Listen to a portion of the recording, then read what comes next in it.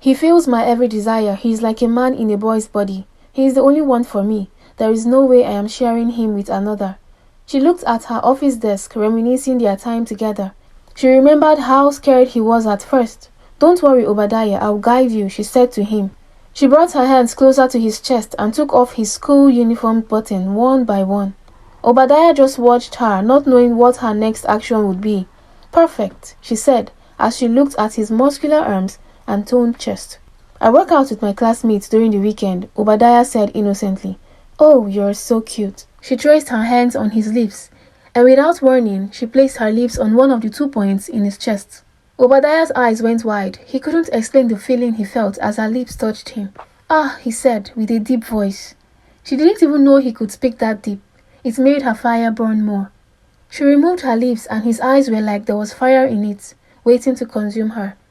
"We've not started yet, boy. Don't get too excited." She looked at his trousers and she didn't expect him to be that big. She had imagined him to be average, but what she'd seen only made her more excited. Her hands went down there and undid his zip, and when it came out, she blushed at the size.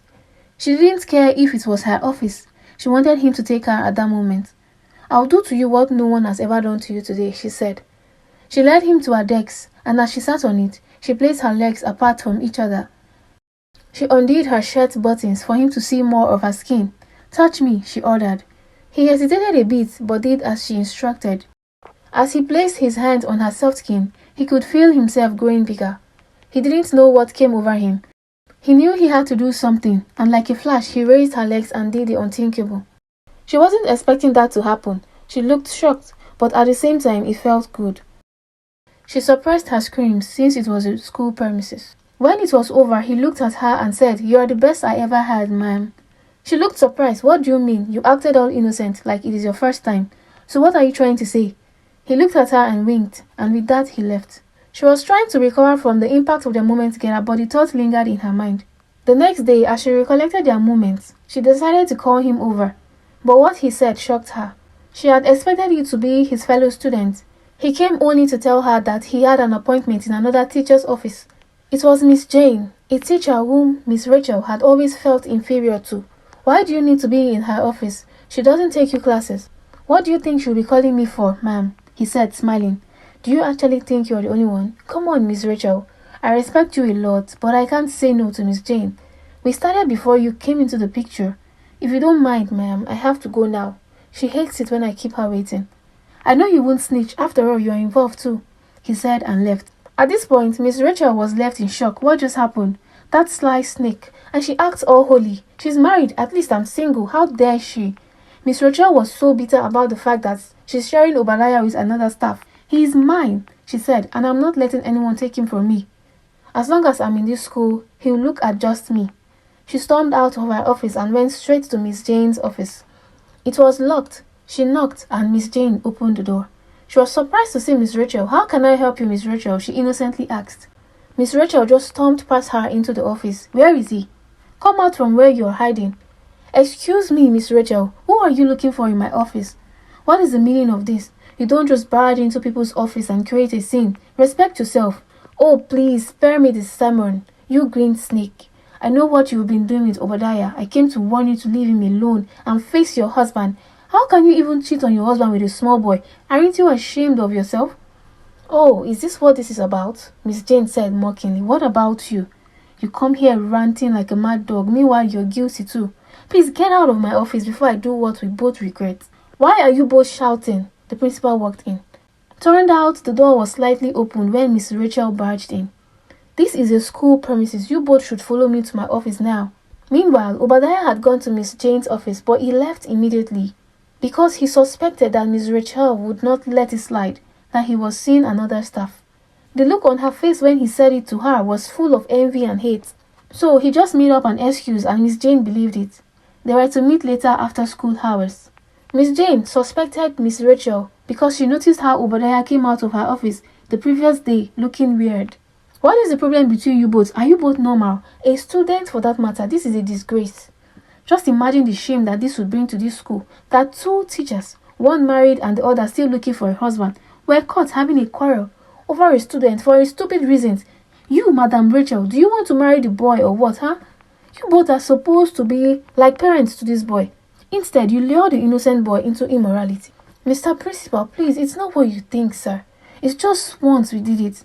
It was a mistake, Miss Rachel said with teary eyes.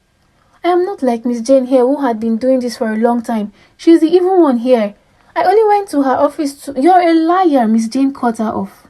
Mr. Principal, I admit I didn't just do it once. But I am not evil. This boy came to me himself. I didn't force him or anything. Shut up, you both. I am calling the police and your husband too. Foolish women fighting over a little boy. Miss Maria, he called out to his secretary, whose desk was not far from his office door. Tell Obadiah from senior class 3 to come to my office immediately. They both begged the principal not to involve the police. This will never happen again, sir. If this gets out, our images will be ruined. Please let us live on our own. We promise to change our ways. Just you wait till the police get here. You cannot turn my school to a ground for immoral act. Did you both not read the rules and regulations of this organization when you started working here? This is totally not acceptable. As Obadiah got into the principal's office, he saw the two teachers crying and begging the principal. At that moment, he knew he had been caught. He greeted, maintaining an innocent face. What business do you have with these two teachers aside what you were enrolled in this school for? Don't you dare lie to me because you are 18, and that means you are old enough to face the law. Sir, I can explain. Miss Jane and Miss Rachel have been nothing but nice to me, but they started to change towards me when I got to my senior class. It all started after the long break we had. When I resumed, they would call me to their office separately to discuss things not relating to school. I was not comfortable with it, but they made me feel it is normal to have such conversations since I am not a child anymore. They made me feel it's okay to talk to them because they are my teachers. They were in a position to correct me if I'm wrong. I gradually became comfortable with their kind of discussions, and it was Miss Jane who made the first move in her office. I thought it was a mistake and I avoided her, but she threatened that I won't pass my final exams if I don't cooperate. And that's how it continued, sir. Miss Jane looked like she just got hit by something strong. What did you say with that lying tongue of yours? I am just a little boy, sir, who still have a long way to go. I don't want to continue like this. I already talked to my parents to withdraw me from this school, so I can write my final exams elsewhere, because this is too much for me. He looked like he wanted to cry. The principal believed all he said over the teachers because of the fact that he caught them arguing over him. But the truth was that Obadiah was a manipulative little boy. He was the one who seduced the teachers gradually. He knew he's cute and attractive and he used it to lure them. And the two teachers who were not getting enough fun in their lives fell for his charms. Obadiah had started living like this since he was 16, and it was like a game for him.